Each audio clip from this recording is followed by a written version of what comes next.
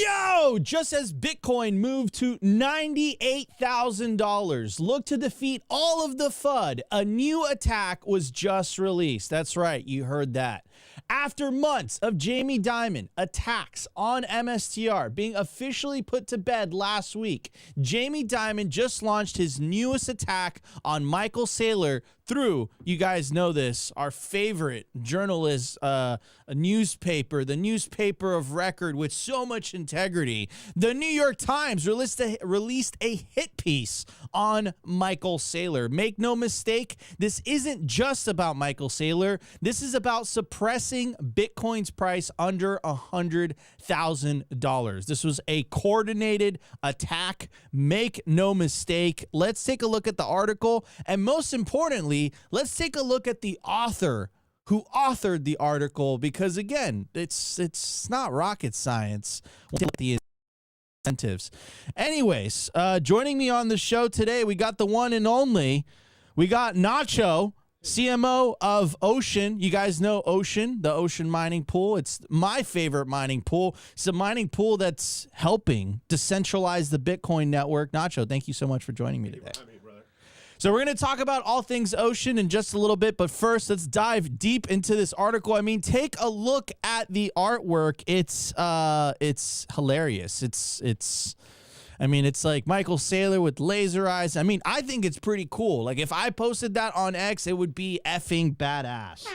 Opti's not here to stop me from using the soundboard, so I'm going to use it excessively on today's show to make up for the fact that Opti's not here today. But we do have a picture of Opti behind us as a memory. Anyways, is this billionaire a financial genius or a fraudster? The headline from the New York Times article says, Michael Saylor's financial alchemy thrusts an ordinary software company strategy into the center of the crypto frenzy. It all works spectacularly until now. Ooh. So before we jump into the article, I do want to take a look at who the author of the article is. So we got someone by the name of Rob Copeland. And, but anyhow, I tried to make a little bit of a dad joke on that. But if you take a look at what Rob Cope is, it's quite interesting. Let's take a look at his role. So Rob Copeland is a New York Times financial reporter covering Wall Street and banks. Oh, who could have known? And let's take a look at his description, or how he describes himself as the Times primary reporter on banks.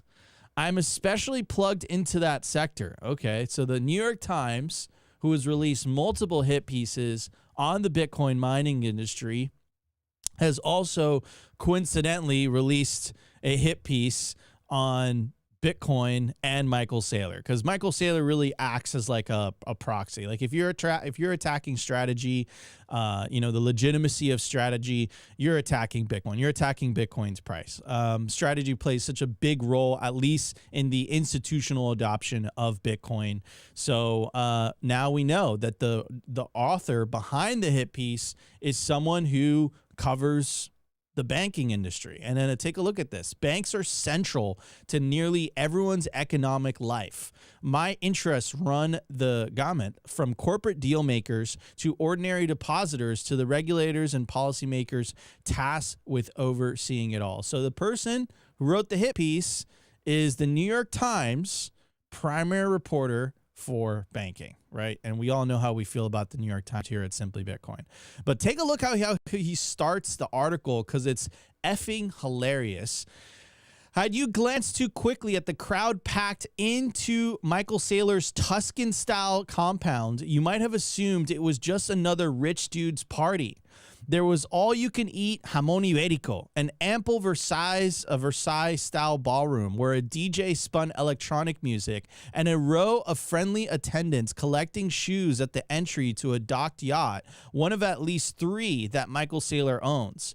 Matters got considerably weirder at dinner time, however, when fluorescent green lasers shot out of the host's eyeballs, or so it appeared to hundreds of guests seated around giant screens erected on the billionaire's lawn on New Year's Eve 2024. I'm going to stop it there. That party was fucking awesome. I had a great time, but it definitely marked the top. Like, looking back, I know it wasn't the price top, but it was the euphoric top. Like, if you think about it, like in hindsight, I was talking to Pete Ruzzo about this the other day.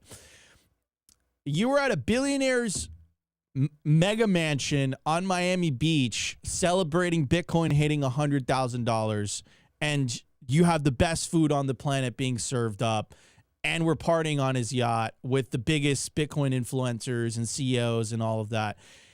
Yeah, bro, that was probably the top. Like, that was probably the top. That was probably the top. And it was the top because a month after Trump got inaugurated, and then the year of 2025, which was like a bear market year. I know we hit a top, but the euphoric top, I've been saying this for quite a while, was the end of 2024, beginning of 2025. Anyways, it goes on to say, the screens plopped Mr. Saylor's visage into famous films such as Gladiators and The Lord of the Rings. He was edited into the action as a hero whose eyes blasted wealthy cryptocurrency skeptics, including Bill Gates and Jamie Dimon, the bank executive, right? So the head New York Times reporter who covers the banking industry, who says that banking is an integral part of people's lives, even though the banking industry, depending on what country you happen to be born in, basically says we can't even bank you, that banking industry. You know, so he's saying some things. Anyways, buy, cried Michael Saylor's avatar as opponents were vaporized. Absolutely hilarious. And this guy clearly doesn't understand memes. Most bankers don't understand memes. Anyways, I do want to go towards the end of the article where he really goes into kind of like the negative pessimism of this whole ordeal. It says the pessimistic view on Mr. Saylor and strategy is not exactly hard to unearth. For one, investors are skeptical of Mr. Saylor's checkered resume. Ooh, checkered resume. In 2024, remember I told you guys that this fine was political?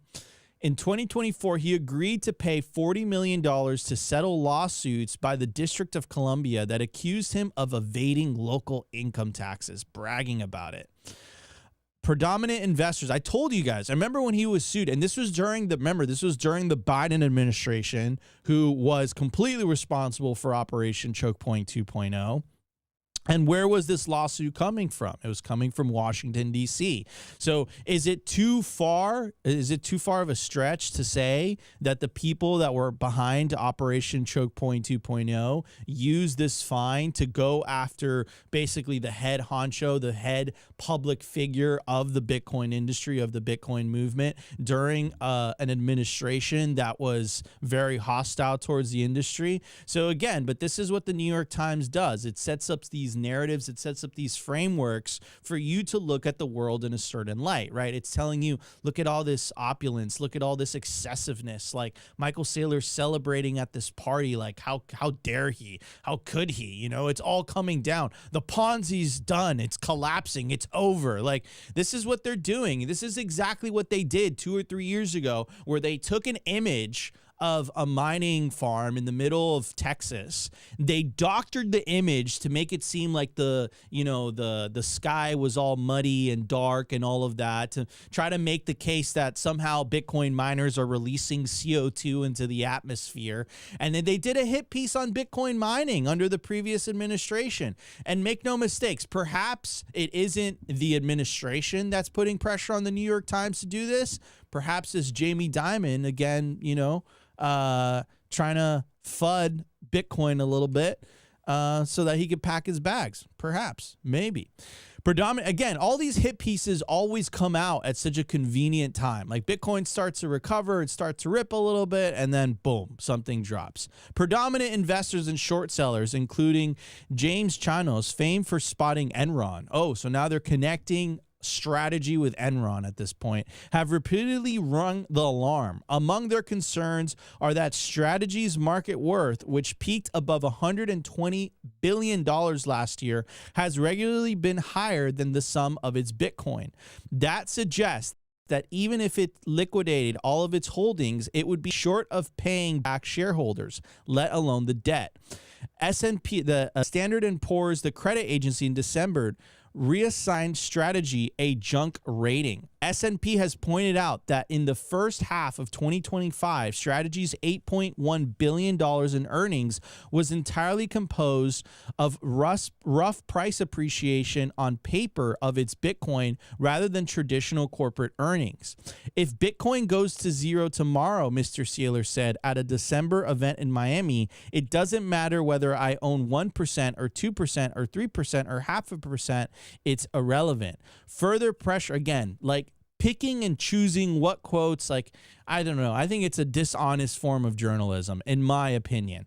Further pressure is forming. The company's stock is down by half since early October when President Trump's trade tussle with China set off a 24% spiral for Bitcoin. The value of Strategy's Bitcoin holdings dropped $17 billion in the fourth quarter, according to the company's disclosures. As of this month, Strategy owns $21 billion to its lenders and preferred shareholders. It is on the hook to pay more than $844 million to investors in the next year. Bigger payout loom. As soon as next year, Strategy's convertible debt, the ones who lent money for as little as 0% interest, will expect to swap into stock that Strategy has promised would be worth as much as $672 per share. If that doesn't trade at that level, it is currently around $171, Strategy will have to find money to bridge the difference. In the next 3 years, $5 billion of such loans are due. Mr. Saylor is already backing off his die-hard before selling Bitcoin ways. Last month, Strategy announced that it had issued more stock again, but in a turnabout, used the money to begin to stockpile more than $2 billion in cash as a safeguard. Its chief executive, Phong Le, said on a crypto podcast that, quote, "We would sell Bitcoin if we needed to, a move that Mr. Saylor separately described as rational. Some are sticking by Mr. Saylor. At Mr. Saylor's villa on New Year's Eve 2025, there was no big bash to equal the last. One of the previous year's attendees recalled that Mr. Saylor had told a group that he would hold the next festivity only when Bitcoin reached $1 million. That party is going to be fucking fantastic. It recently traded around 95,000. Mr. Saylor's long-term prediction is $13 million per coin by 2025. If you want to talk about a hit piece, this is literally a hit piece. This isn't an article about Bitcoin. It's an article about why you shouldn't trust a guy who dislikes Bitcoin. That's what I gotta say. That's what I gotta say about this. Like, I don't even consider this a form of journalism. Like, this is just, you know, a guy that has a bone to pick that could potentially be compromised by the banking industry. I mean, it says it in his bio himself, right? So anyways, Nacho, you've been in the trenches with me, my friend. 2025 was a crazy year. What's your take on that New York Times article, man? Because you work in the mining industry. They've gone after the mining industry like crazy. They've called, you know, this mining is boiling the oceans, mining's doing this, mining's doing that. And another thing I'll say to you before I pass it on to you is people forget Michael Saylor bought in 2021 heading into bought in 2020, heading into the 2021 bull market, and then he experienced the 2022 bear market, and his stock crashed like no other. Like, it was down to $13 a share. So what this person forgot to leave out of the article is that his stock went from $13 a share. Even though it's down right now, I understand that. I could take that argument. It's still up $166. So from $13 a share to $160, he 10x'd his stock despite Bitcoin being down. That is literally the definition of a CEO doing a good job, right? That is literally what he's doing, right? So again, this article nitpicked, you know, it brought up the party. This guy clearly felt salty that he wasn't invited. That's what I'm getting from the article. So anyways, Nacho, what's your take? 100%. And I've been biting my, sorry, give me a sec. I've been biting my tongue when you were talking because that's what, we know what Bitcoin is. We know how it behaves and everything is, you know, correlated. Like, we're complaining because it's at what, 90? It was 125. We were very early in. Like, when we were in, Bitcoin was worth $100. $1,000. Of course, we sold. Everybody did. We all have that story. But what I don't like is people that don't understand our industry writing with intent. That's not journalism. That's opinions. And okay, yeah, well, you have a platform. You can say whatever you want. Thank God for you guys, by the way, because we get all those guys that are talking, BS all day. And then we get you guys that can clear the air and bring some actual news that are real into our world. It's insane. Really, they said we were the devil. They say we print money. They say we make more money than anybody else. That's not the truth. To mine, it's extremely complex. You get high prices of energy. Infrastructure is very expensive. To actually start mining, you need $1.5 million worth per megawatt you mine. That's a lot of money, guys. We don't print money. Our margins are very, very small. We need to be excellent at and I mean excellent at what we do just to make ends meet. And don't get me started. Of course, we try to keep our Bitcoin and don't sell it, but that infrastructure needs to be upkept. That bill comes every month. So these guys don't understand it, never been to it.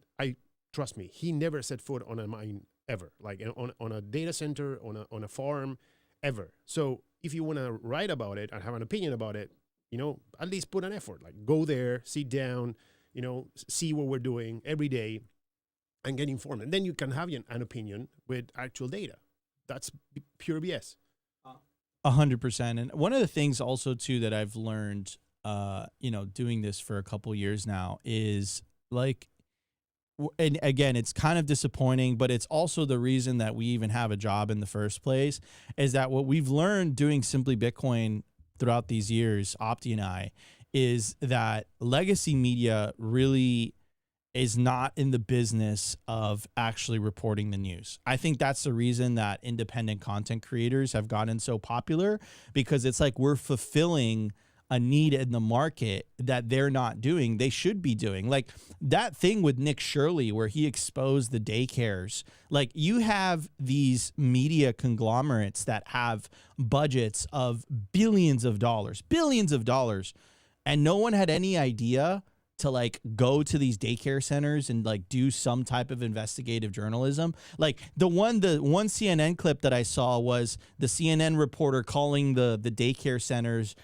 6 out of 7 didn't pick up, and the one that did pick up was like, of course we're not doing any fraud. Like, yeah, like as if they would tell you that over the phone. Like it's so ridiculous, but again, these institutions are riding on the coattails of legitimacy that they've built over the decades that they've been around. Like the New York Times, it's called the paper of record. Like this is a paper that's been around for like more than 100 years at this point.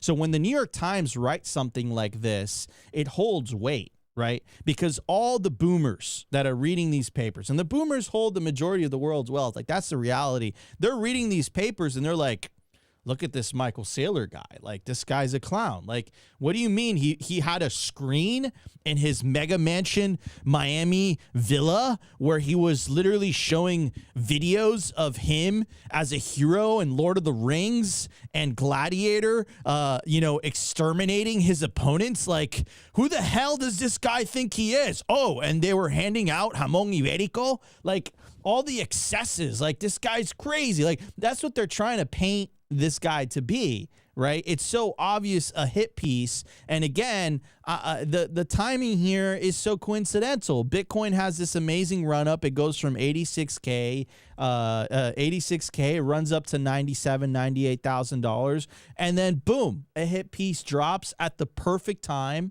And then Bitcoin starts to correct again. I mean, this is like kind of like the forces that we're up against. And for a lot of you guys that don't remember this, like the New York Times was instrumental in selling the American public that Iraq had weapons of mass destruction back in the day. Like they were the newspaper that dropped that article. Like people forget about that, right? And I don't even want to go back into its history, but let's just say they don't have the best track record of reporting, right? They've had to eat their, they've had their fair share of fuck ups, right, over the time. And the worst part is, unlike the rest of us on X, where if we fuck up, we'll go out publicly and we'll say, hey, you know what? Like, I got this wrong.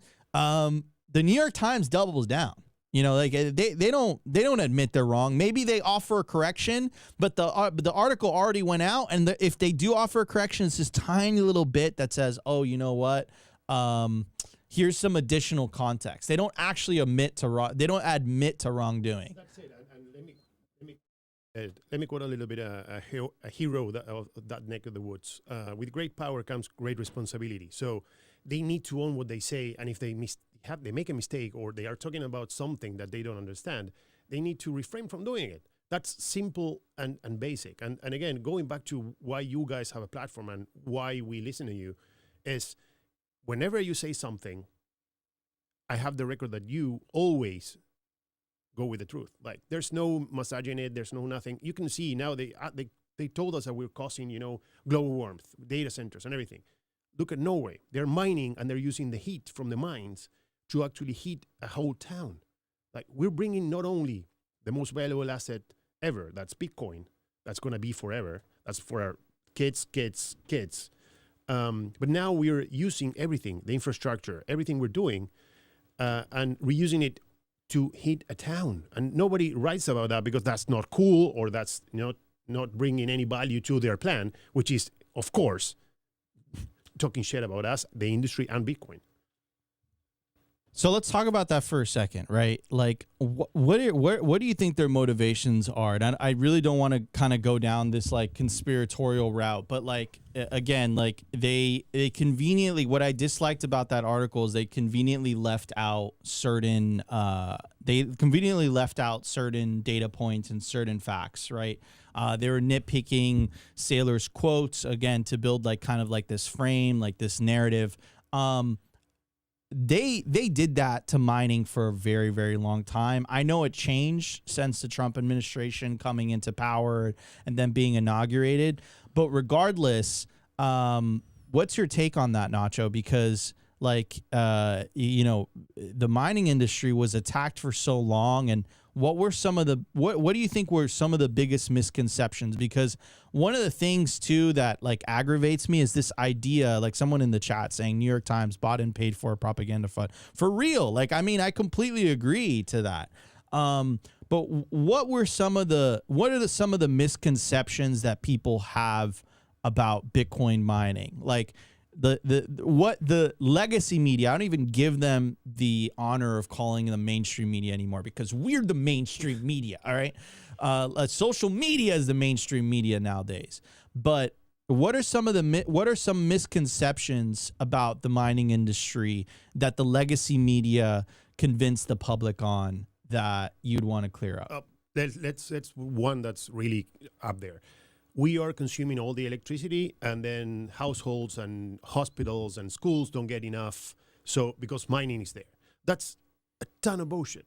We're consuming a lot of electricity, yes, for the fact that we need to mine in order to do so. So we bring in massive bills, we bring in massive investment, we help build transmission in countries, for instance, Paraguay, Ethiopia, what you're seeing right now.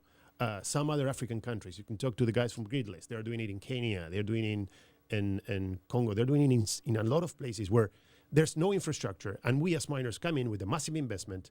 We consume a lot of electricity, but when that entails work.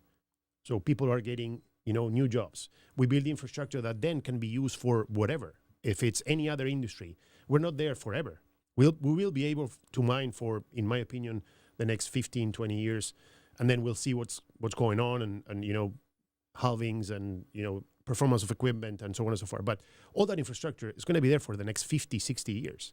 So we're bringing in something that countries are not able to do. I'm talking about these conflict countries. And then you see ERCOT, for instance. You say Texas. All the miners that are there. Now the HPC guys are joining the round. All that is bringing a market that was really interesting and then growing up. And the same thing is happening because they copy-paste the system. Peru, for instance. In Peru right now, it's a decentralized energy market. Most people don't know about that. So you can go up there, you can curtail, you can come to a price that makes mining efficient. That money that we invest, we're talking millions and millions of dollars worth of electricity, go to the electricity companies that in countries like Paraguay and Peru are owned by the state. And that investment goes into infrastructure for actually improvement of the people that are living there. They're paying us like we're the devil, that we go there, we take your electricity, we take your AC, we take your... That's not the case. We bring massive investment. We're fast to deploy, and with very, very big capex intensive. We're a very big capex intensive industry. So, as a matter of fact, we're bringing in something that no other industry would. If you want a steel mill, it will take 5-6 years just to build it, and then how much labor would it bring? How much we consume? We don't know. We know exactly what we're going to do for the next 5 to 10 years. To the tiniest percentage. So all this, let's call it, BS media or regular media, what they're doing is bringing fear and ignorance is bliss. So they want to control the boomers that hold the money. So we're going to tell them that Bitcoin is the worst, that the mining industry is destroying the environment, that all these data centers are very noisy and causing a lot of trouble. And they never said anything about what just said about Norway, about Paraguay, about Ethiopia, about why? Because it's not sexy? Hell no. It's really interesting. We're using everything, even the heat, in order to improve lifestyle. So why are they writing about that? Tell me. I think again, it's all about narratives, right? It's all about controlling the narratives, and it isn't a convenient narrative. It isn't a convenient narrative to them, to their end goals. And I think what we've learned since the pandemic is that legacy media is part of this control system. And it's not in the business of telling the news. It's in the business of selling the public on certain beliefs and certain narratives so that they can go along with it.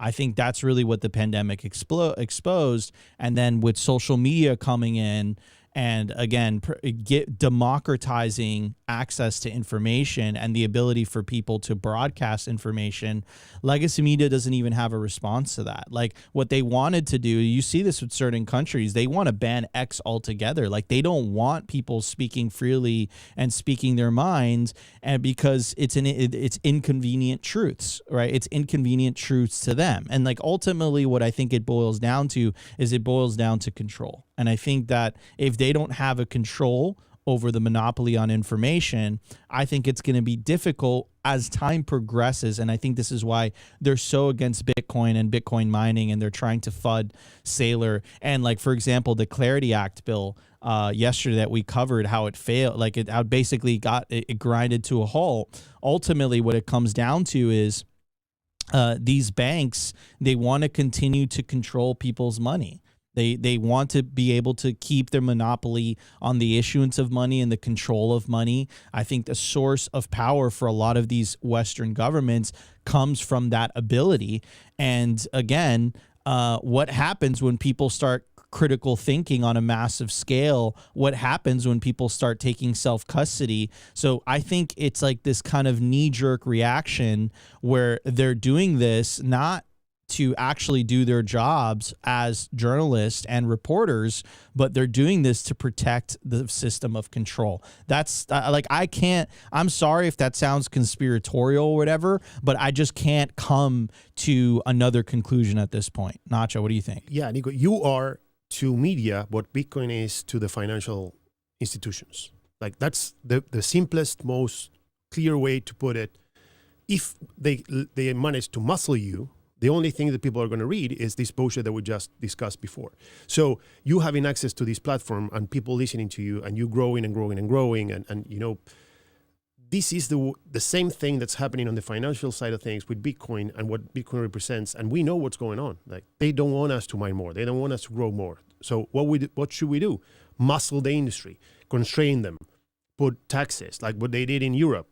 You get taxed because you're mining locally. So what you do, you don't mine, you just host the machines there, and then you do the mining abroad, the Bitcoin mining abroad. So we can be creative, but if they keep cornering us, we're going to keep spreading and running away. And this is not the way to do it. Like we're, again, a very, very big industry that has a lot of liquidity and have a lot of money to invest. Why push us away? Because it's not on their terms. Absolutely. Absolutely. All right, everybody. It's going to be an incredible show. We have Nacho joining us in the house today, ladies and gentlemen. Very excited to talk to Nacho. Nacho and I had this incredible panel together at the Mining Disrupt conference in Texas. It was a lot of fun. We got to know each other. But Nacho is the chief commercial officer of Ocean. Ocean is a company focused on Bitcoin mining infrastructure and services. Again, they have one of the best mining pools, and we're going to be talking about that because I think Ocean is solving potentially a very, very difficult issue in the Bitcoin mining industry. So very happy to have Nacho on today's show to talk about Ocean. And then later on today's show, we actually have Aydin Kilic, the CEO and president of Hive Digital Technologies, and we're going to be talking about Hive. So today's show is going to be talking about all things mining. You guys are going to want to stay tuned. We're going to be right back in just a bit after this commercial break. Today's episode is brought to you by Bitcoin Well Infinite. If you're a serious Bitcoin buyer, you've probably hit the same wall. Most platforms make you give up custody just to play by the rules. Bitcoin Well Infinite fixes that. They're North America's only publicly traded, non-custodial OTC desk listed on the TSX Venture Exchange, which means transparent operations and zero counterparty risk. You buy Bitcoin, you take immediate control, period. For trades over $50,000, you get a dedicated executive Bitcoin advisor, competitive spread starting at 1%, and immediate delivery straight to your own wallet. No custody risk, no withdrawal fees, just institutional grade execution with full asset control. If you want to buy Bitcoin the right way, book a free consultation at bitcoinwell.com/OTC or email infinite@bitcoinwell.com. I want to give a shout out to our partner, StampSeed. Is your Bitcoin in cold storage really secure? Are your seed phrases really secure? StampSeed's do-it-yourself kit has everything you'll need for you to hammer your seed words into commercial-grade titanium plates instead of just writing them down on paper. Paper is fragile. Titanium plates are strong. Your words are actually stamped into the titanium plate with this hammer and these letter stamping tools. Once the words are in, they aren't going anywhere. No risk of the plate breaking apart and pieces falling everywhere. Titanium stamp seeds will survive nearly triple the heat produced by a house fire. They're also crush-proof, waterproof, non-corrosive, and time-proof. And now you can customize your titanium seed plates. You can upload your design or logo, and they will laser engrave it on the back of your seed plate, the opposite side of where the words are. Stamp your seed on StampSeed and use promo code SIMPLY to get 15% off anything on the stampseed.com store.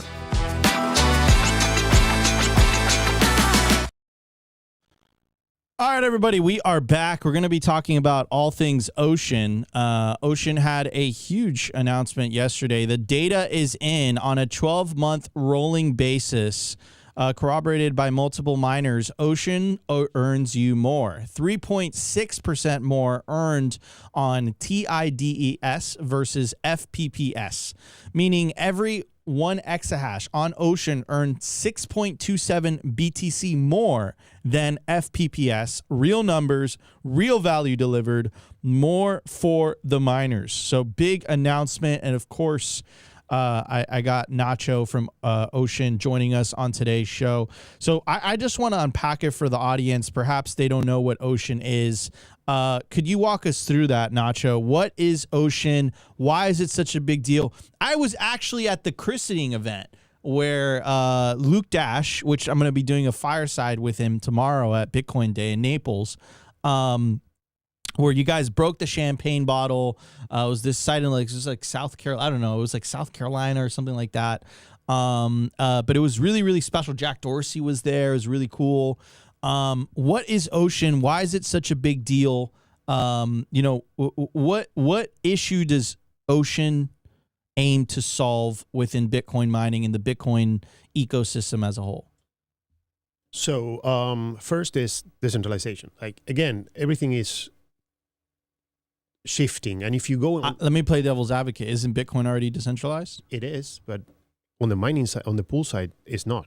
If you see now, go to the mempool and find all the blocks that are found right now. Most of them are Antpool and Foundry. or Antpool proxies. So other companies that are mining with a different name that are supported by Antpool. So we're doing it by the book as Satoshi intended, and Luke and Jason, who were the original, creators of what's now Ocean and used to be Eligius, one of the first mining pools that was relaunched as Ocean.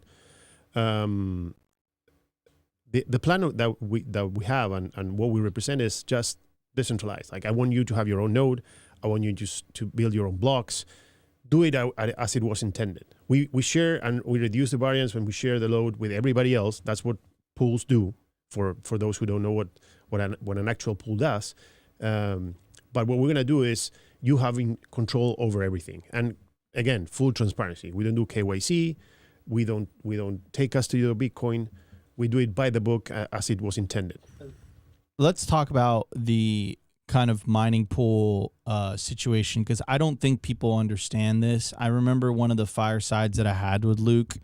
And this was, I think, Mining Disrupt in Fort Lauderdale, but he was basically like, look, like mining Bitcoin. I put Bitcoin success right now at less than 3%.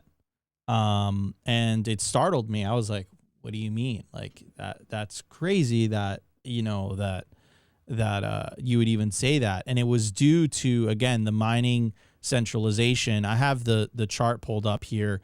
You have Foundry USA, you have Antpool, and you have F2 Pool, and they already have more than 51% of the hash rate.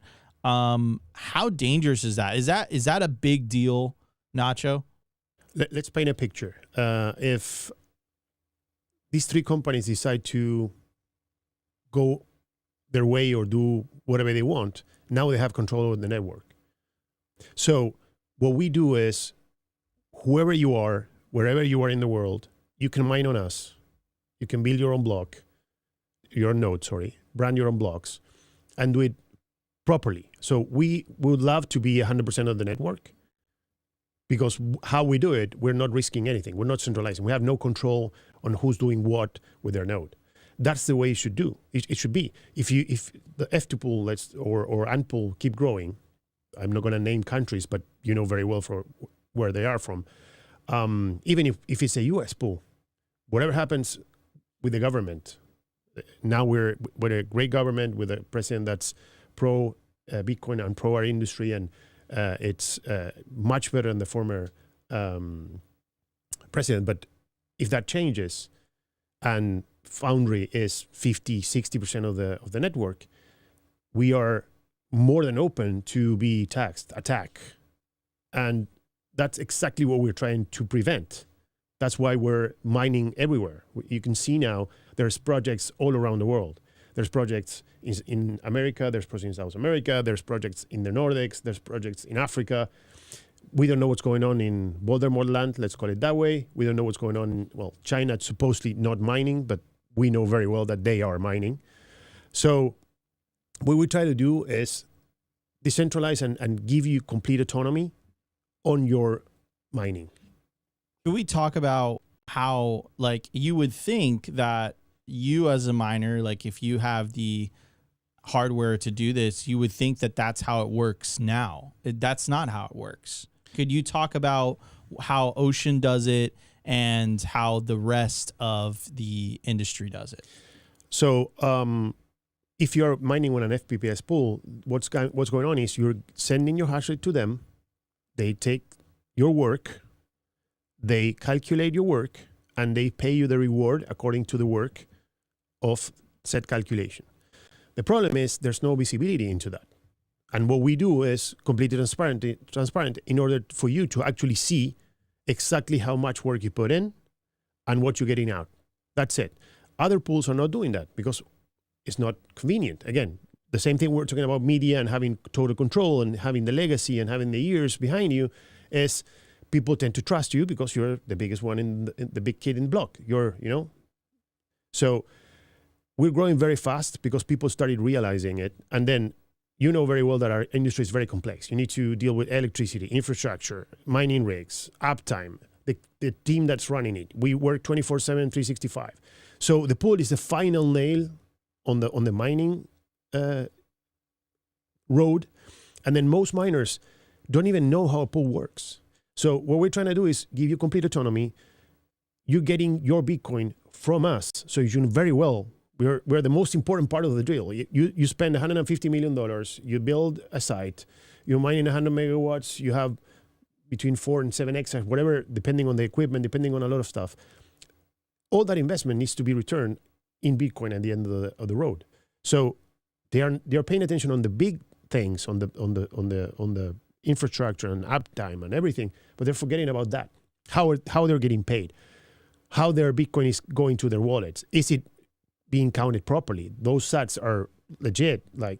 So what we're gonna do is bring light to something that for now is being kind of dark. There's nothing wrong with it. We do it differently. That's it. And again, I'm okay. So when you say you give people autonomy to build the blocks and stuff like that, how do most mining pools function today? And if Ocean rewards people more in terms of how much Bitcoin they get to keep after they mine, and if they have more autonomy, how come most miners still choose to use some of these larger pools? So let's put it this way. FPPS payments is daily payouts no matter what. We know very well that you don't hit blocks every day. It doesn't matter the size you are. You can hit, at Ocean, we got like 9 in a day, and then we got another couple of days with no blocks. That's how you actually mine. That's what every miner goes through. If there's no block, there's no Bitcoin, how are they paying you? Is there the concept of free money? No. If you're getting paid, there needs to be a block and there needs to be Bitcoin to pay you daily. If you didn't hit it as a pool or the enough amount of Bitcoin, I don't want to get technical, but if you don't have enough Bitcoin to pay your pool members, the miners that are in your pool, you need to pay it out of pocket. That payment out of pocket comes as a price because that needs to be funded or financed, either if it's fiat, Bitcoin, or whatever. If it's your treasury, it's coming up from outside, it doesn't matter. So those are hidden fees, small hidden fees that nobody talks about and nobody was looking into, and we don't have that. We hit a block, you get paid, no matter what. If you're 60% of the hash rate on Ocean, you get 60% of the reward, no matter what. So that's how we turn it around. So I don't go in depth on the technical side; it will bore the audience. But that's the main difference. If there's a block, you get paid. If there's no block, you don't get paid. Period. So let's talk about the pros and the cons of that, right? So like what the FPPS pools do is that in a way they kind of subsidize that, right? They give you this like continued reward, right? And if you're not a really well capitalized miner, or perhaps you don't have a lot of hash rate, but you want that, at least you want a consistent cash flow coming in, I could see why you would want to choose that payoff. But if you're a much larger miner, or you don't even have to be that big of a miner, I don't see a reason as to why you wouldn't want to mine with Ocean, especially if you're going to get rewarded more. And not only that, like from an ideological perspective, again, mining's a business, but from an ideological perspective, you are helping the Bitcoin ecosystem, right? You're helping it tremendously by mining with Ocean. So I want to get your opinion on that. Yeah. So let's paint a picture. You have 50 petahash and you need to get paid because every Friday you need to pay the bill, the energy bill. At the size we are right now at Ocean, you will get paid daily probably. We're not guaranteeing it. We have been 100% luck since inception, and we have the math to support it. And then what we can guarantee you is we cannot stop you from mining on us, and you cannot stop us from paying. And with the results, and that result that you named when we started this conversation is against the better performing FPPS pool in the market right now. We have cases where they're bringing in 5-7% more Bitcoin. And I'm talking miners that are really, really big, like, and I'm allowed to say it because they already announced it. Tether gave us their results, they're mining on us, and they're bringing 5% more. And then there are other miners that are bringing more. And again, this is nothing crazy. This is just pure transparency. We're not taking blocks from you. We're not skimming on transactions, and we're just paying you for the work you put in. That's it. We don't do anything crazy. There's nothing. Again, if I'm taking custody of that Bitcoin and then giving it to you, when you bring the work to me, I take custody and I pay it to you. That's transactions. That has a cost. And when we're talking, apples to apples, with us it's different. There's no apples to apples here, because you're mining on Ocean, you're getting the work you put in, and we're not taking any extra, money to finance you or support that or whatever. So if you do the math, that's where the gap comes from, because most people ask, if you're a small miner and you want to try on us, test.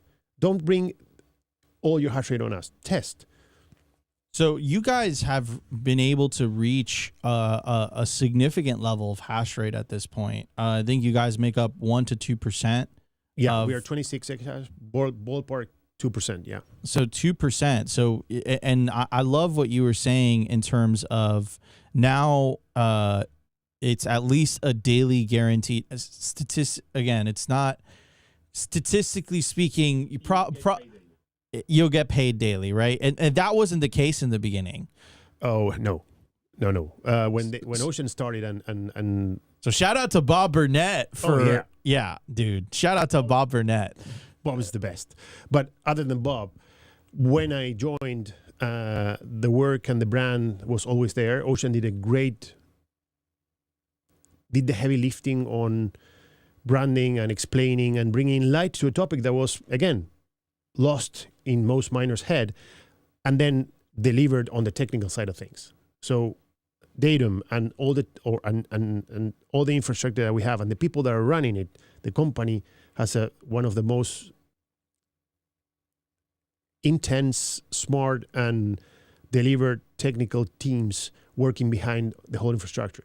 So we are so consistent, and the growth went so fast. If you see, beginning of 25, we were 3 exahash. Now we're 26. And trust me, my goal is to end up the year at 150. That will put every miner on Ocean at a daily payout for sure. And again, I'm not guaranteeing anything. That's simple math. Luck is luck, volatility is volatility. That's how it was intended. But it's statistic. It's like probability. It's statistically speaking, you guys, if you reach a certain level of exahashes, the chances are on your side rather than against you, right? 100%. And 100%. And not only that, we're keeping this pace up because we want everybody to, again, have their own node, breed their own blocks, decentralize as much as possible. We would love to see that chart that you just showed with all these tiny lines. And this guy that's had like 2 miners at home turn on during the winter is bringing, another line into that. And then Mara, Hive, Tether, whatever, NFNA, whatever, Bob, everybody else also have their thing. Bob did it from the get-go and got it from the get-go. He took a big risk because back then the pool was small. That reward has been repaid in full. You can see his stats from inception until today, and they're impressive. Dude, you have some super fans in the chat. Just want to read some of this. Already have 200 terahashes on Ocean, building a solar farm to put more on it. Sooner or later, we'll have 5,000 terahashes on Ocean. That's pretty cool, dude. Good for you. And I saw someone else in the chat as well. Where is it? I think it was up. Opti, maybe if you can find it on your end.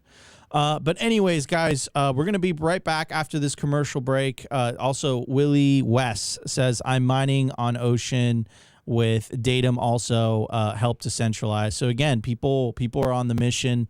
I love it. Guys, we're going to be right back in just a little bit. We're going to be talking about the next frontier of mining, hunting energy, the infrastructure side of things, manufacturing, all things mining. That's going to be today's episode, all things mining. We have Nacho from Ocean joining on today's show. And then a little bit later, we're going to have Aydin Kilic, the CEO and president of Hive Digital Technologies. This is going to be a great show. You guys are going to want to stay tuned. We're going to be right back after the commercial break. We have tons to get to. Stay tuned. I want to give a shout out to our partner, Ledin, the leader in Bitcoin-backed loans. Unlock the liquidity in your Bitcoin without having to sell your Bitcoin. They've issued $9 billion in loans to over 10,000 customers since 2018. I absolutely love these guys. Not only do I have an account with them, but I also have a loan. And what I love about them is that there are no monthly payments, and you could pay back the loan at any time. As soon as you send your Bitcoin as collateral, you'll have cash in your account within 24 hours. Over 1,000 five-star customer reviews, and they've never lost a single dollar or sat of customer money. Go to learn.ledin.io/simply today, and you'll get 0.25% off your first loan. I want to give a shout out to our partner, sat123.com. Sovereignty isn't just about your money. It's about your communications too. When the grid goes down, most people go dark. Cell towers fail in hurricanes, cyber attacks, and blackouts. But satellite phones? They don't rely on local infrastructure. Iridium has 77 satellites in orbit, giving you a direct line anywhere in the US, even offshore. If you hold your own Bitcoin keys, you should hold your own comms too. Sat123.com also has everything you need to start building your Bitcoin citadel. Starlink, battery backups, Faraday bags to protect your hardware wallets, and much, much more. It's a one-stop shop for anyone serious about resilience and off-grid independence. Stay connected, stay independent, stay sovereign. Go to sat123.com/simply today and use promo code SIMPLY to get 15% off anything on the store. I want to give a shout out to our partner, BitKey. If you already self-custody your Bitcoin, you know the deal with hardware wallets by now. Complex setups, clumsy interfaces, and a seed phrase that can be lost, stolen, or forgotten. BitKey fixes that. BitKey is a multi-sig hardware wallet built by the team behind Square and Cash App. It packs a cryptographic recovery system and built-in inheritance feature into an intuitive, easy-to-use wallet with no seed phrase to sweat over. It's simple, secure, self-custody without the stress. Time named BitKey one of the best inventions of 2024. Get 20% off at bitkey.world. That's BITKEY.world with the code SIMPLY.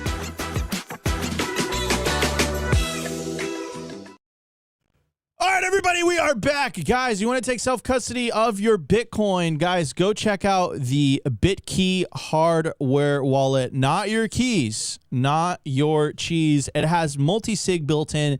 It has inheritance built in. This is the wallet you want to get. This is one of the easiest hardware wallets to use on the market. All you got to do is you put your fingerprint, you tap it with your phone, bam, bing, bam, boom. You're ready to spend your your Bitcoin. Go to bitkey.world today. Use promo code SIMPLY to get 20% off. I do want to open up the conversation once again. Ladies and gentlemen, got Nacho in the house from Ocean Mining Pool, ocean.xyz. Nacho and I hit it off at the Mining Disrupt conference in Texas. We had this great panel. It was like an hour long, and it was like people that were for core, people that were against core, pro knots, pro core. I really enjoyed the panel. It was a good time. And me and Nacho hit it off. And he's the second guest at the Simply Bitcoin studio. We had Mark Moss here yesterday. We're going to be dropping that episode a little bit later. But anyways, I want to take advantage of the fact that Nacho's here to talk about some more things on mining. So Nacho, before we went on air, you're talking about the next frontier of mining. What does that mean? Well, we need to get creative right now because there's Texas is flooded. There's not that many energy opportunities left. So miners need to go and find the price of energy that will make them survive the halving. If you're anything over 4 cents or $40 a megawatt after 28, you're going to have a hard time making a profit. So now we're getting creative. That now you see Mara going into energy generation. That's not because they're trying to stop growing. It's the other way. The only way to grow is to improve that infrastructure and improve those numbers. Like you see Canada is blowing up because they have a lot of stranded gas. You see stranded gas in Texas that was, untapped or unused now being interesting. You see what happened in Ethiopia and all the issues that are there. Like people went there because the price of energy was extremely sexy. Now they're having prices racing through the roof and they're going through a lot of trouble. So we have to get creative in order to survive the halving. And I'm not being dramatic. This is, again, simple math. We need to make that investment back, and we need to keep growing and you need to keep up with the growth of the network. That's another factor that's very important. If you see now we're at a zettahash and what change, I don't know exactly right now today, but we need to keep up with it. So you need to go to these places where energy is available. There's not that many people that demand it, or there's energy opportunities like gas. Again, combining different types of energy like wind, solar, and again, we need to keep that uptime up. So we need energy that's 100% or as close to 100% as possible. So that's why you need to go further off the regular plans and off grid and to these crazy places in order to find these opportunities. So let's talk about that. Could you name one of the craziest locations that you have found so far? Oh, dude. Albania. Gas stranded in Albania. Do you need like security and stuff? Is it like a movie? It's not like the movies, and I never. You go in there with like a helicopter, no. With your shirt ripped off, with an AK-47 with a bunch of ASICs, behind a golden one. Yeah. No. I put my chains on. I put a lot of gel in my hair. Open my shirt. A lot of bling, and then I came in swinging, and nobody, cared about me. Now I'm big, so I'm not afraid. But Albania was one place. Canada is a great place to work. It's not as dangerous, and there's a lot of stranded gas. Alberta now, it's a super pro Bitcoin place. The premier or mayor of Alberta, it's really pro Bitcoin, and they're helping miners, and it's a very interesting place. There's Alaska, if you can handle the cold and dealing with natives and everything, it's a great place to do it. There's also a bunch of places right now in the U.S., Ohio, Texas that we know of, Pennsylvania, there's Missouri. And then if you go further out, you can see what's happening in Europe now. Like the UK was impossible because the price of energy was too expensive. And now they over invested in generation, and there's small pockets, where you can get a price that's really competitive. Same with Spain. They went on a blackout because they were running only on the green infrastructure and like Bitcoin. Everything else was the devil. Now they realize they need to balance the grid. They realize they need data centers in order to keep that uptime and the load balance, another plus that we bring as an industry. So now they're opening up, and prices are extremely competitive. And you can go from there, like you can see what 2 years ago I told everybody, don't go to Ethiopia. I come from the future. I'm Argentinian. I know what's going to happen. You're going to go in there. You're going to drop a lot of money. And then once you're there, you're done. They're going to start raising prices. The ones who listened stayed away. The ones that didn't are struggling right now. But you get opportunities in Africa, like the north. Turkey has solar and wind to, feed 3 or 4 times the size of the country. We cannot mine on solar and wind, but if there's a connection to the grid, there's a way to be creative and do it. Could you talk a little bit about how Bitcoin really becomes this like buyer of last resort? It really looks at, otherwise wasted energy, and it monetizes it. Before Bitcoin, there really wasn't that really wasn't possible. And a lot of misconceptions that people have, right? Which is when there's a energy source, right? If you transport energy over long distances, it loses efficiency. If you store energy in a battery, it loses efficiency. So you kind of have to use it, as close to the source as possible. And you kind of have to use it when it's right there. The problem is that sometimes there's just an excess demand, an excess supply, and that energy really kind of just goes to waste. This is where Bitcoin miners really provide the stability for grids, because they become this buyer of last resort. Do they not, Nacho? It's like they know, especially like the grid operator, like Texas is fantastic because they understand this, right? So it provides stability for the grid. it actually makes, and this is the ironic part. Like, I find this ironic as hell. It actually makes these so-called renewable energy sources economically viable without the need for government subsidy, right? So it's ironic because it's like the New York Times is dropping articles and they get the giant skull, like trying to demonize the mining industry, and they're all about renewable energies. And it's like Bitcoin mining is like literally one of the only things on the face of the planet that makes renewable energy sources viable, because, you know, if we talk about wind or if we talk about solar, you know, solar works for half the day until it's nighttime. And if you talk about wind, it's not, you know, blowing 24/7. So what happens, the peak energy usage for a society happens to be at night. So usually when people come home, they turn on the lights, they turn on their TVs. When is the peak energy production for solar? It's during the day. Right. So Bitcoin miners come in. It's like, hey, you know, you got that excess electricity. We'll buy it off of you. And then let's say there's a lot of demand on the grid. You know what? The Bitcoin miner says, like, hey, you know what? We'll shut down. We'll shut down. It doesn't make sense for us to buy your electricity right now because it's too expensive. I don't think, please correct me if I'm wrong here, I don't think that there's any other technology that's able to do that. Is that correct, Nacho? I don't know about other technology, but I'll talk about our industry, and let's paint the better picture that I found in the world. Chile right now, they have gigawatts of solar up there, the best radiation in the world. That gives you 32% uptime.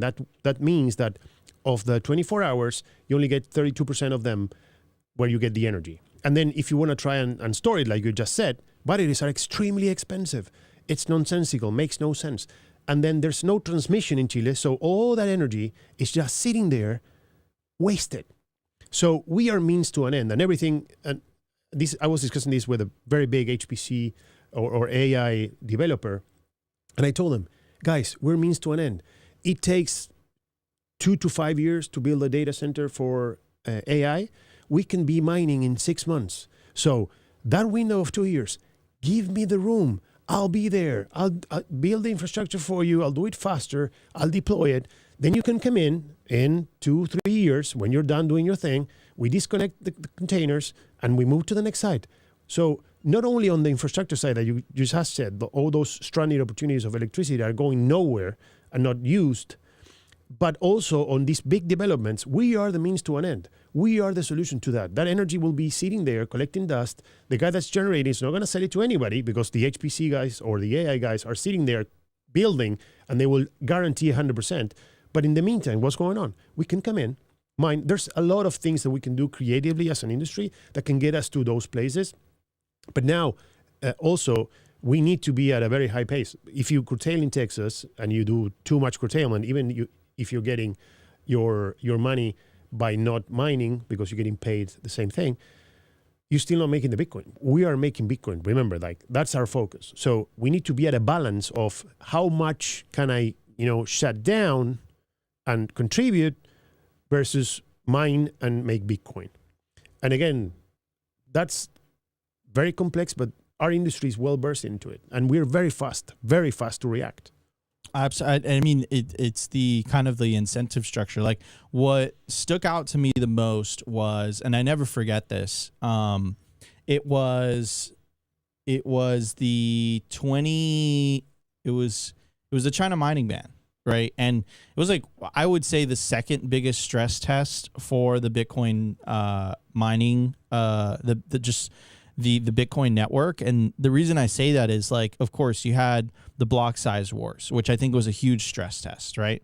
And I'm super glad the community won that, individuals run that, and people that ran their own nodes, we won that fight. But I would say the second biggest stress test in Bitcoin's history was when the CCP banned Bitcoin mining within their borders. 50% of the hash rate dropped instantaneously. I think they did it on purpose, by the way, to like cut the 2021 bull market short, but that's a different story. But what was fascinating about that is that within 9 months, the Bitcoin hash rate recovered because of Bitcoin's incentives. There was no like central CEO or, a central body that was saying, you got to plug in those miners. It was literally the, 50% of the hash rate drops. that's 50% more profit for the miners that can plug back in. So you had this giant decentralization of the hash rate to more favorable jurisdictions. The hash rate recovered within 9 months organically just by the incentives alone.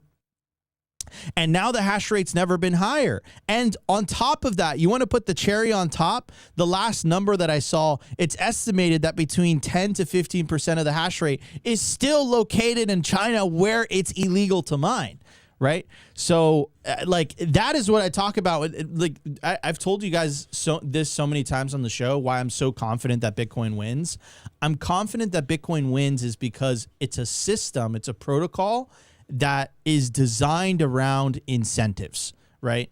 And what we're up against, which is like fiat money and stuff like that, it's a system based on coercion, right? So my money is on incentives versus coercion. Nacho, I want to get your thoughts on that because, again, man, like the China mining ban was that was crazy. That hash rate drop was brutal, but it also created an enormous opportunity for entrepreneurs to say, hey, you know what? Like that there's 50% more profit on the table. Let's go buy more. So our industry is known for speed and resiliency. Whatever you can throw at us, we can, pivot, change, react, and then all the improvements that are happening right now on infrastructure, on manufacturers, you can see what the proto guys are doing. They made the miners part of the rig. So now you can pull them apart, change the chip while they're running, change your board, and this is easy as like plugging your phone. So although those issues that you just named for me were beneficial for the industry 100%, that pushed decentralization geographically, and then that's pushing us all the time in order to come up with these improvements, like what Proto is doing. That's a great example. The performance, brother, we're at 10 joules a terahash. That's insane. And this is tested running equipment. This is not claims that we're going to get delivery in mid 2026. That never happens. These are running miners that are online right now. And you can see the growth. Everybody's saying Bitcoin will die. Everybody's going to AI. It's like, yeah, not so much. Look at the size of that network. It's great. No, the hash rate it's literally gone parabolic, which is wild. And it's also a testament to how, because again, I think right now mining has become, back in my day, you used to be able to plug in an S9 in your garage and you used to be able to make money off of that. Remember those days? Oh, yeah. But those days are long gone. It's a very capital intensive industry now. And when I see the hash rate going parabolic, the way it's going parabolic, what I see is confidence in the future of the Bitcoin network. Because again, like it's a vote of confidence. You're obviously deploying capital. You wouldn't be doing that if you didn't think there was a future price appreciation in Bitcoin. That's my base case. And look, at the end of the day, free markets are right. They're the definition of the signal, right? And what they're signaling to me is that the markets are very bullish on the future of mining going forward, and the hash rate is a testament to that. So. Yeah, man, I'm very, very optimistic.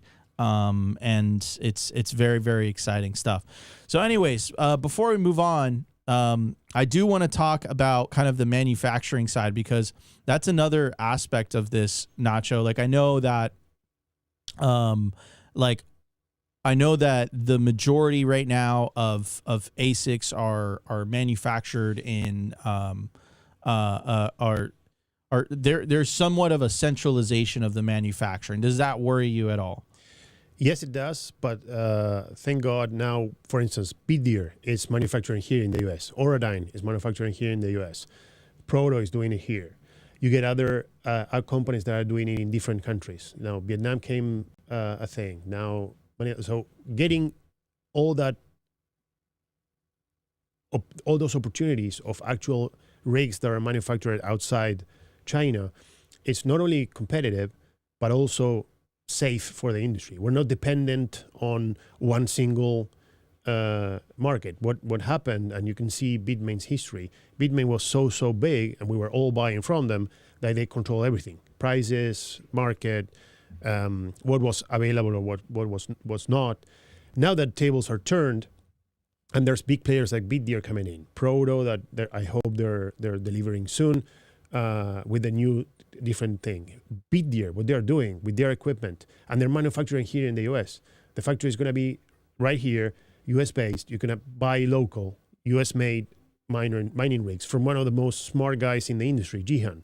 So all this was a problem. I think we're going in the right direction with all these new rigs. And then you have the other layers, Canaan and the other companies. But with these guys on the market and doing it here in the US, and they are doing it in different countries, not based out of China, that was a big problem. That's the same thing that was happening on the pool side of things.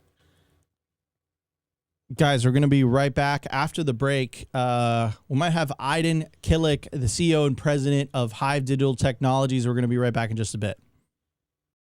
I want to give a shout out to our partner, Hive Digital Technologies. Fueled by clean energy, Hive has quadrupled its global Bitcoin mining footprint and channels that same scale into high performance compute, where their AI cloud is now ranked #1 in the world for network performance. At Hive, you've got dual engines, Bitcoin and AI humming, roaring, accelerating in unison. They're lean and mean, they're green and clean, and they're rewriting the playbook on sustainable digital infrastructure. You can catch the latest buzz at Hive Digital Tech or at hivedigitaltech.com. I want to give a shout out to our partner, bitcoinben.io. If you're into freedom, Bitcoin, and building a real community, this is for you. Gain exclusive access to real-world, members-only private clubs across the globe, featuring poker nights, expert-led classes, co-working spaces, educational meetups, live events, and more. Current locations include Sarasota, Nashville, Boston, Dallas, Las Vegas, and St. Louis, with new clubs launching soon in West Palm Beach, Scottsdale, Alabama, and beyond. Not to mention Bitcoin Ben's resorts in El Salvador. There's 3 of them, and they're absolutely beautiful. You'll also get access to the first fully backed Bitcoin bank with fiat ramps and savings accounts. It's called Private Key Bank. And you guessed it, it's based out of El Salvador. Go peer-to-peer with Bitcoin bulk buys. Tap into home equity for long-term Bitcoin growth. And join their exclusive mining pools if you're interested in mining. What are you waiting for? Head over to bitcoinben.io. Join today, where Bitcoin meets freedom.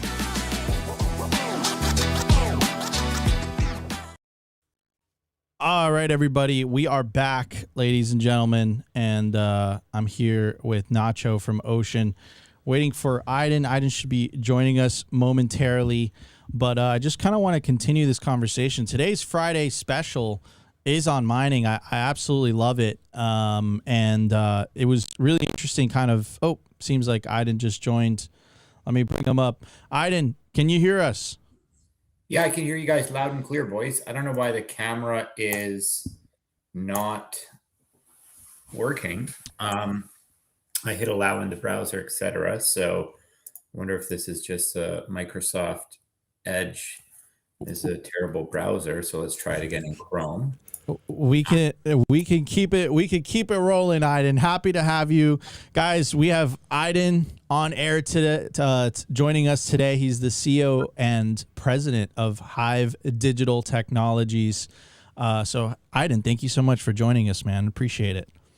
Yeah, it's great to be here. I'm actually trying to dial in through Chrome as well. It says waiting for permission. So see if that works. On your end, and if so, it'd be great to kind of have that. But if not, we could just keep rolling.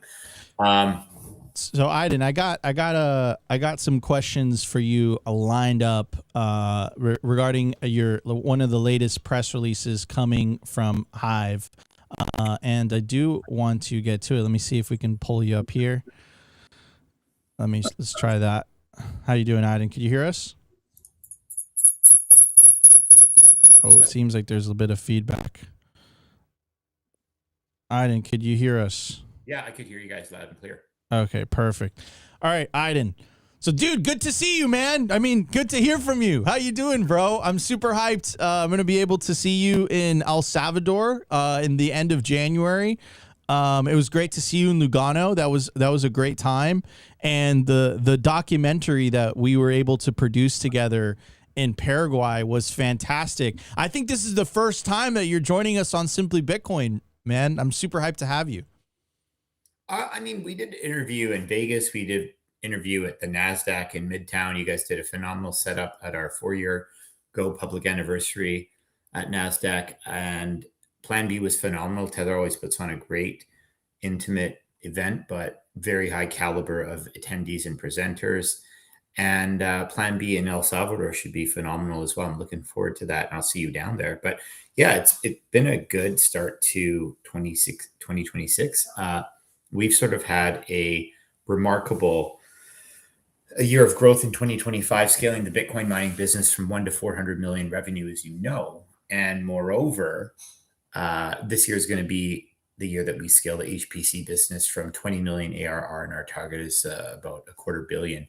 So I think it's helpful just to remind people that Hive, I mean, you know this intimately well, but people that are tuning in are new to the story. Hive's actually the first publicly traded crypto mining company ever. It went public September 2017.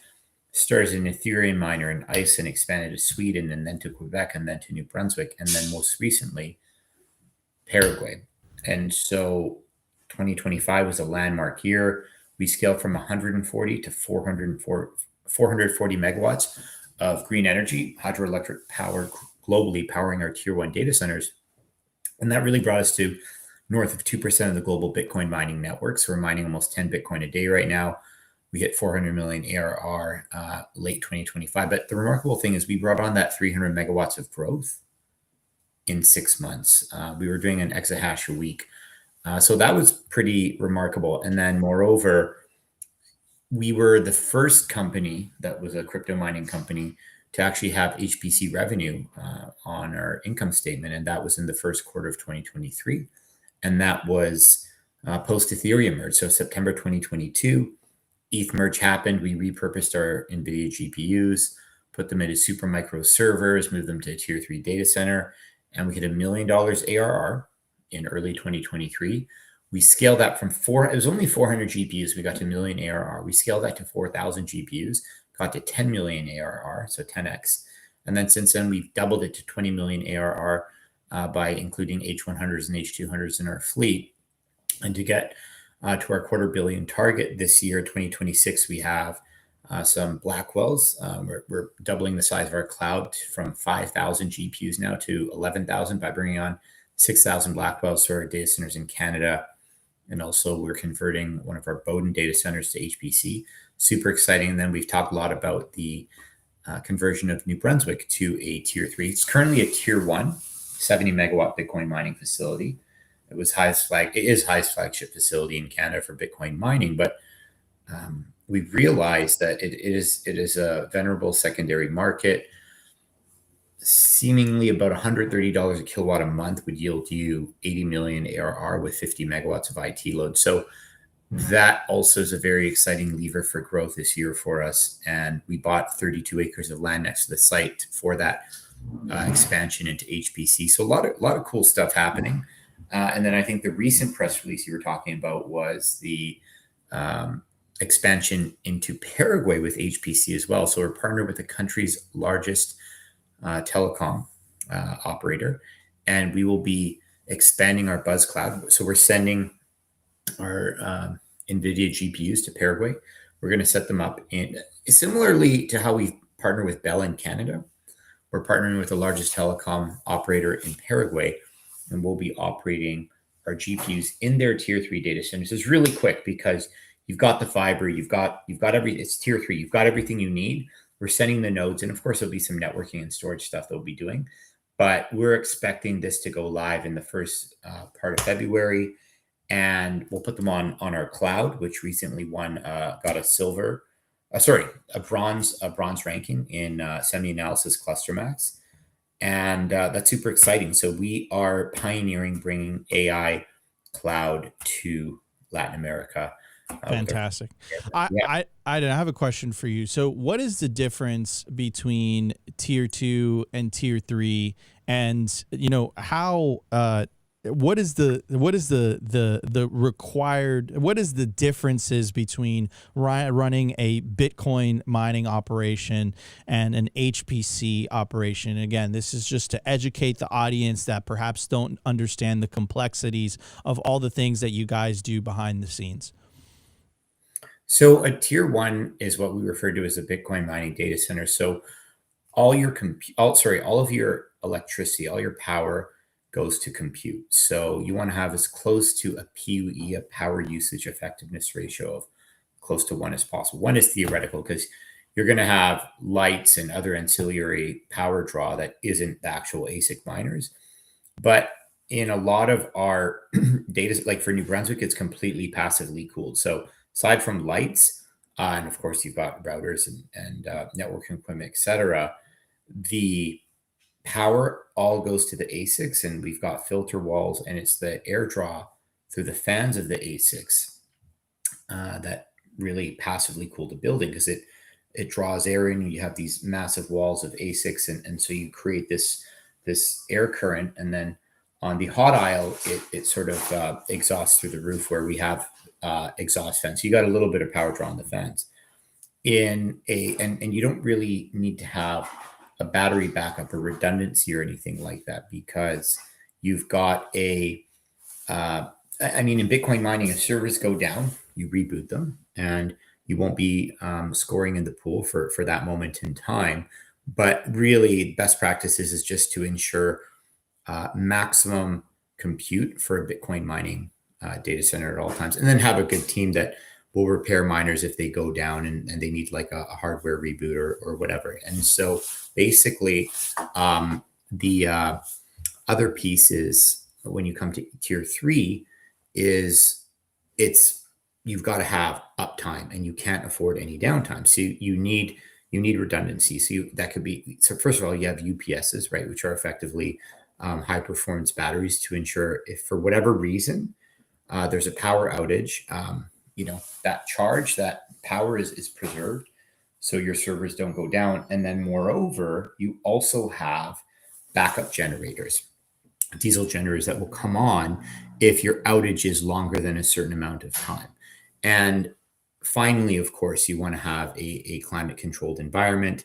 And so you've got cooling, and it's all moving towards liquid cooling. So Frank likes to say a Bitcoin mine is rugged like a Ford F-150, and a tier 3 data center is very refined like a Porsche or a Ferrari. And so one is super high performance, and one is more rugged, rough and tumble. And so, recently I was asked, are you guys doing AI for Bitcoin mining? Are the GPUs doing AI to mine Bitcoin? Which of course doesn't make any sense. But I don't blame people for not getting it. Like, we're here to educate and help people understand. They're two different revenues. They're two different approaches. The ROI in Bitcoin mining is much quicker. You could ROI after electrical costs a year to year and a half on your ASICs. Yes, you upgrade your ASICs every 3 to 4 years, and the lower your operating costs, the longer you can run your ASICs before you've got to upgrade them, right? So we kind of created a helpful graph in one of our investor presentations, just to kind of visually demonstrate how crypto mining revenues really, really work. And I think that is very helpful. I wonder if I can almost pull it up for you guys. But at any rate, as that, I hope that kind of answers your question about the difference between tier 1 and tier 2. It absolutely does, and I love the analogy in terms of the ruggedness versus the Porsche analogy, and then the ruggedness of the Bitcoin miners. I think that analogy is great, and our audience definitely appreciates that. Now, Aydin, how critical is national fiber ownership versus leased lines for AI workloads? And what advantages does this partner's fiber footprint give you inside Paraguay and regionally? Well, it's the fact that it exists. You've got that connectivity, because when you're doing AI workloads, a lot of data is moving to and from the data center. It has to be very quick with low latency. And so this especially is applicable for inference-based workloads where you've got to have your data moving on and off the GPUs quickly because people are prompting the LLM. And so when that prompt goes in, the LLM, first of all, it's got to travel to where the LLM is. And so if the LLM is operating on a bank of GPUs, a cluster of GPUs in your data center, that prompt has to make it there. The inference occurs, and then the response, it needs to travel back very quickly. Less so in a training setting where you're going to be sending a very, very, very large data set to the model, and the training takes a very long time, but still you can't afford any downtime. Like if anything goes wrong while you're training, you can be SOL and have to start over. So you just don't want to even entertain the notion of having those kind of problems. So it's very important just to have like a pristine operating environment with like excellent uptime. Those are almost not non-negotiables. So from a cost perspective, Aydin, how does telecom pricing in Paraguay compare to mature markets like Texas? Is that a competitive advantage or a current limitation? It's not so much about that. It's that you have massive expanses of renewable hydroelectric power in Paraguay, which is what led us there in the first place to expand our Bitcoin mining business. Moreover, it's about having pioneering really to bring compute into Paraguay. And so as that model's worked very well, by the way, stand by for updates on our partnership with Bell. A lot of exciting things in the pipeline. Partnering with telcos, which isn't easy. I mean, you have to be the preferred partner of choice. They have to realize that you've got the pedigree and the track record of building these GPU clusters, which we do. We're an NVIDIA cloud partner. And again, we've been running our own GPUs for the last 2 years, and really more than that, like 2.5 years. And that's very different than just building powered shells in tier 3 colocation. So we've done it. We earned that partnership with Bell, and now we want to bring that to Paraguay. And so this is a very exciting proof of concept. We plan on having researchers use the nodes operating out of Paraguay and have international researchers really validate that proof of concept. And so we want to be the highway, the circuit to ramp up AI and HPC in Paraguay, and we're working on some exciting things. But that's about all I could say. It was just the first press release. We just wanted to announce the nodes are on the way and everything is great. And so there's going to be a lot more exciting announcements on HPC in Paraguay. Fantastic. Aydin, I know that you have a hard stop. Final question. What has you the most excited about 2026 for Hive and for Bitcoin in general? I think that really, so we've got another 100 megawatts that we announced in Paraguay under our, we signed that PPA late last year.